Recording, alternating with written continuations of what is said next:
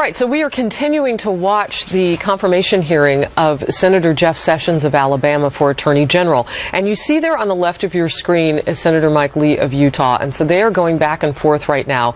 We will monitor this and bring you the headlines as we always do from this, but we have a special guest on set, incoming White House Press Secretary Sean Spicer, right on time, right before the news conference tomorrow. So let's get to it. Megan?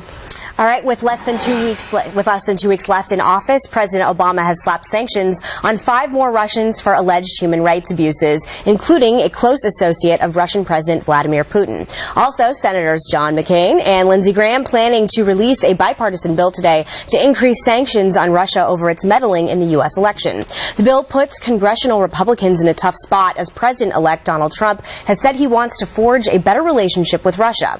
And this all comes as Secretary of State nominee Rex Tillerson is set to be grilled at his confirmation hearing tomorrow over his ties to Russian President Vladimir Putin while he ran ExxonMobil. But one top senator says he believes Tillerson understands the dangers Russia poses. Watch.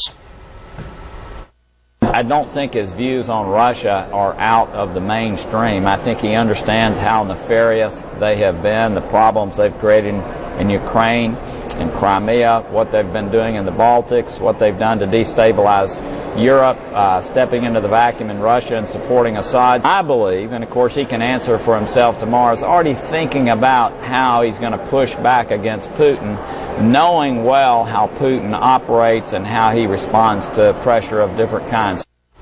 Mr. Spicer, I want to go to you first. I am really looking forward to the hearings tomorrow. I'm really fascinated to see how it goes. Can you tell me what I can possibly expect? Give us a little inside information. Well, I can tell you that this cabinet is literally the all-star cabinet of cabinets. Someone like Rex Tillerson, I think once the American people and some of the senators at the hearing get to hear him in public, they're going to be unbelievably impressed. The president-elect chose these individuals because they're unbelievably successful and they're going to be able to implement an agenda that's going to put the country first.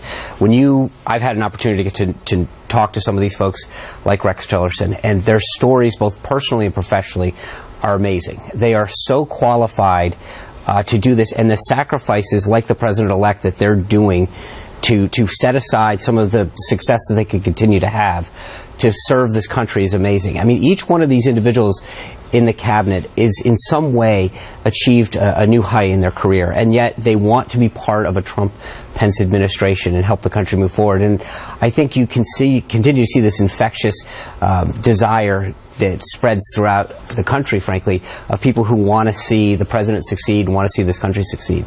You know, Rex Tillerson doesn't have a lot of public speaking because obviously he was a businessman his entire life. So part of the issue I have with him is, like, I just don't know that much. Yeah, and I think the hearing, you're going to be overwhelmed by his grasp of the issue. When you think a company like Exxon, and I think most people come to mind and say, okay, it's an oil and gas company, but you think about the number of countries they do business in and what they do when they go into a country. He has forged relationships with leaders over the past 3 decades, some of them maybe early in their career, so that over 30 years he's developed a personal relationship where he understands not only the business interest of a particular country, but their culture, and forged a personal relationship with some of these leaders that he can hit the ground on day one and now fight for America's interests. Well, you know, a few years ago, the United States passed the Magnitsky Act, which is a bipartisan effort to punish Vladimir Putin's inner circle for essentially killing and assassinating journalists and others who disagree with him. Then Putin invaded Crimea, took part of Ukraine, annexed it to Russia. And then finally we have a consensus in the international community, and not just among the intelligence community, but also among a bipartisan group of elected officials, including Senators McCain, Senators Graham, that the Russians interfered in our election. So can you commit now, on behalf of the administration, that you will not be lifting sanctions that are placed on Russia? I can't commit anything. I think the president of the United States, or the president-elect, once he assumes office, he's going to do what's in the best interest of this country. So you're open to that? No, it's not a question of being open to it. I think prejudging what the president-elect is going to do when he gets into office and is afforded the intelligence and insight and guidance. Hasn't he had it? Huh? Hasn't he had his intelligence He's had an intelligence briefing, but I think to sit down with the national security team and the other relevant agencies, the Defense Department, the State Department, and advise about what the situation is at the time and what the best course of action is. Maybe we have more covert than overt sanctions. Maybe we have less. But at the end of the day, what's important, Julie, is that the United States have a relationship with Russia. The Obama administration came in 2008 hoping to reset relations. They were wrong. They brought a button over that was misspelled and from the get-go screwed up the reset that they sought to have. I think this president understands that you've got China and Russia growing in terms of power in this world. And it's in America's interest to have a relationship with both of these countries, and letting them grow unchecked is not in anyone's Would you acknowledge that the Russians hacked the RNC as well, or attempted to? Well, they attempted to, absolutely. And the president-elect said it in the statement. And Russia, China, and other organizations have been trying for decades. But you're saying that despite the fact that they hacked the RNC, they didn't really... No, they didn't hack the RNC. Oh, they didn't. So the international... No, he said they didn't hack the RNC. They tried to. I think we had the appropriate defenses, and the FBI's acknowledged so the intelligence community disagrees with you? No, they don't. No, hold on. With all due respect, no. The intelligence community warned both the DNC and the RNC that there were nefarious actors. No, that's actually not. No, they did. But what you're saying is incorrect. They warned both of them. With all due respect, I've met with the intelligence community. No, that's not true. They tried to get into both. They were denied at the RNC, and frankly, we stopped them at the gate. Then we met with the FBI, answered the call, and continued to work with them to prevent any. So you're not worried they have anything on you or Reince Priebus or anybody else that they may have in their back pocket because you don't believe? Can we get back to Russia for just 1 second? Because I want to know, what is... But no, I'm not. But can I just interject? I just want to ask one question.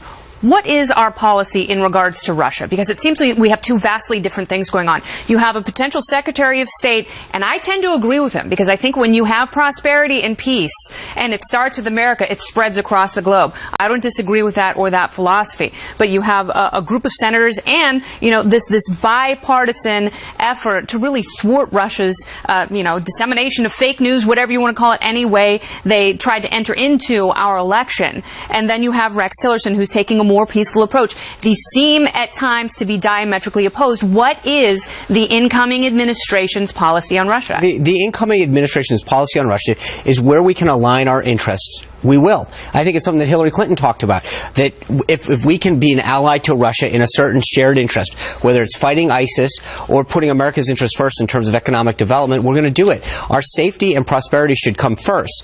And in the case of any country that wants to partner with us to further that goal, we should be willing to do it. But right now, having Russia as an adversary, whether it's economically or diplomatically, doesn't benefit the country. And I think that what we need to do, and where there's not only a bipartisan, but all of our party, and frankly most Democrats should agree too, is that it's in our nation's interest to have a healthy and robust relationship with Russia and other countries. Will Tillerson be tough enough? Bring it back real quickly. I will tell you this: Rex Tillerson is one tough guy, and he will make sure the same way that he fought for Exxon, he's going to fight for this country. What about those Exxon sanctions? Can I just please let me speak? I would like to say that I obviously am my father's daughter. I have my concerns, but I think we all as Americans need to go in tomorrow with a completely open mind and hear this man out for the good of America. As much information as we possibly can. So I want to bring it real quickly back full circle to Rex Tillerson and what specifically he adds to this, because he did get a friendship award that was for commerce, Julie, because I know you're going to interject, from Russia, but just to try to understand what he brings to the table per the president-elect. Well, again, I think you look at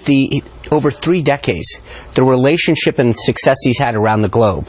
There's no question that when it comes to being a tough negotiator and a successful businessman, he's hit the nail on the head. And I think what the president-elect recognized in him is that if he can put those talent, skills, and relationships to benefit for the country, it's a huge win. It's not about how much time he spent in government. He's got long-standing relationships with these individuals. He knows how to implement a successful agenda and win. And I think that's what the president-elect sees in him, and that's what the country's going to gain from his tenure as Secretary of State. Well, it's certainly going to be must-see TV for all of Americans tomorrow, and I'm looking forward. C-SPAN ratings are going to jump off. All right, Democrats holding a late-night protest against GOP efforts to repeal and replace Obamacare, but one top Republican says they're more concerned with messaging than actually improving the health care law.